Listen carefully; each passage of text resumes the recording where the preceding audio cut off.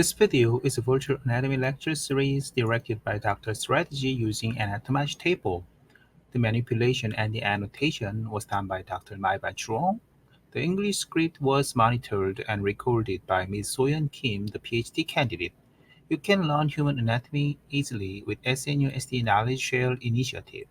Let's continue with the free bones of the upper limb. The upper limb can be divided into three regions. These consist of the arm, located between the shoulder and elbow joints, the forearm, which is between the elbow and wrist joints, and the hand, which is located distal to the wrist. There are 30 bones in each upper limb. The humerus is the single bone of the arm, the ulna, and the radius are the paired bones of the forearm.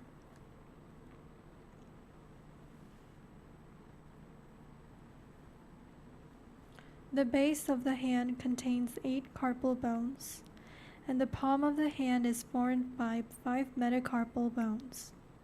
The fingers and thumb contain a total of 14 flanges. Let's start with the humerus.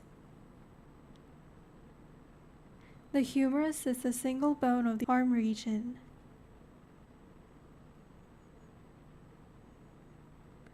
At its proximal end is the head of the humerus.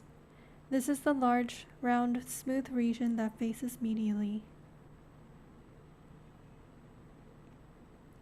The head articulates with the glenoid cavity of the scapula to form the glenohumeral joint. The margin of the smooth area of the head is the anatomical neck of the humerus. Located on the lateral side of the proximal humerus is an expanded bony area called the greater tubercle. The smaller lesser tubercle of the humerus is found on the anterior aspect of the humerus.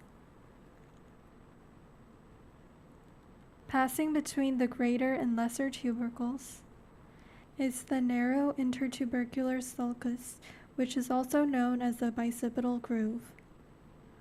The surgical neck is located where the proximal end of the humerus joins the narrow shaft of the humerus.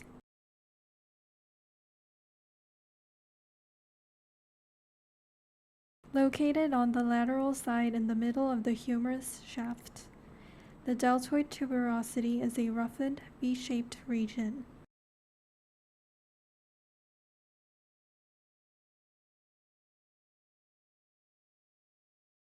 Distally, the humerus becomes flattened.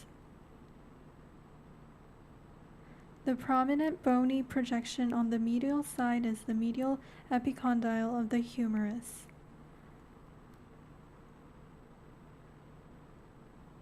The much smaller lateral epicondyle of the humerus is found on the lateral side of the distal humerus.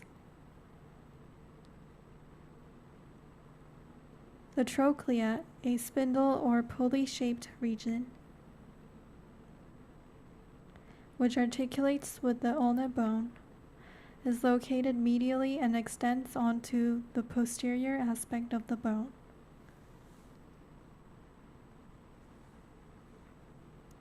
Immediately lateral to the trochlea is the capitulum, a knob-like structure located on the anterior surface of the distal humerus. The capitulum articulates with the radius bone of the forearm. Superior to the trochlea is the coronoid fossa, which receives the coronoid process of the ulna. And superior to the capitulum is the radial fossa, which receives the head of the radius when the elbow is flexed.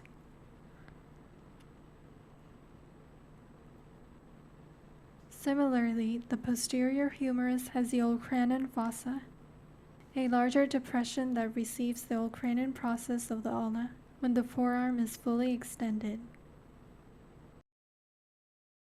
The next bone is the ulna. The ulna is a medial bone of the forearm. It runs parallel to the radius, which is the lateral bone of the forearm. The proximal end of the ulna resembles a crescent wrench with its large C-shaped trochlear notch.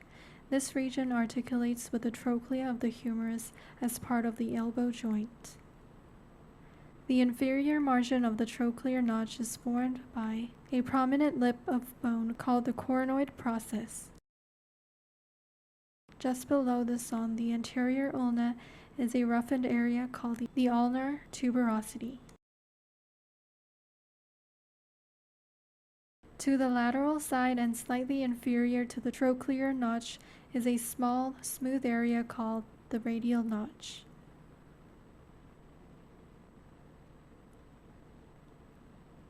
The posterior and superior portions of the proximal ulna make up the olecranon process, which forms the bony tip of the elbow. This is the shaft of the ulna.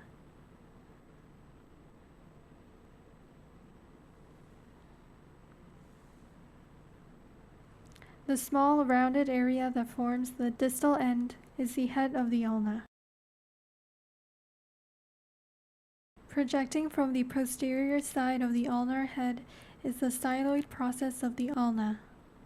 The next one is the radius. The radius runs parallel to the ulna on the lateral side of the forearm. The head of the radius is a disc-shaped structure that forms the proximal. The small depression on the surface of the head articulates with the capitulum of the humerus, whereas the smooth outer margin of the head articulates with the radial notch of the ulna. The neck of the radius is the narrowed region immediately below the expanded head.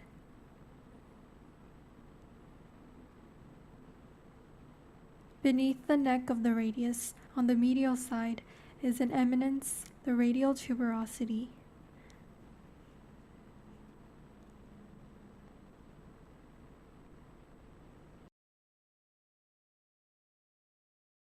The shaft of the radius is slightly curved. This is the shaft of the radius.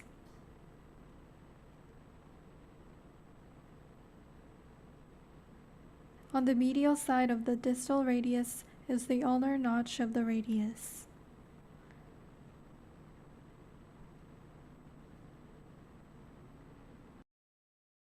The lateral end of the radius has a pointed projection called the styloid process of radius.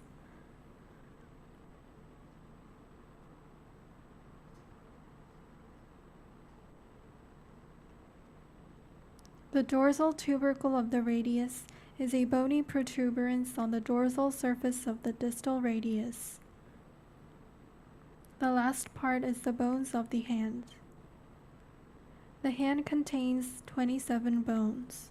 Each one belongs to one of the three regions, the carpals, the metacarpals, and the phalanges.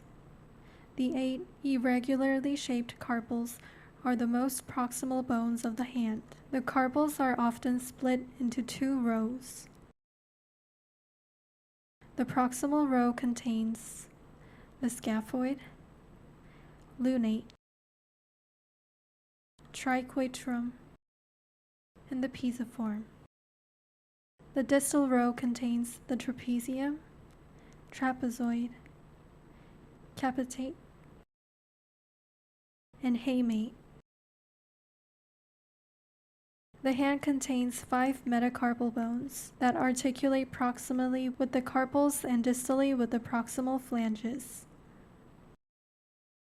They are numbered moving lateral to medial and start with the thumb, which is metacarpal 1, and end with the metacarpal 5, the little finger. The digits are named in a similar way to the metacarpals. Moving lateral to medial and starting at the thumb. With the exception of the thumb, each digit contains a proximal, middle, and distal phalange.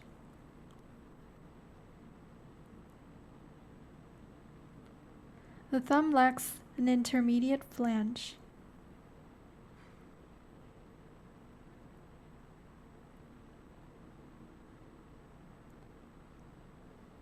This is the end of the lecture on the bones of the upper limb. Thank you for listening.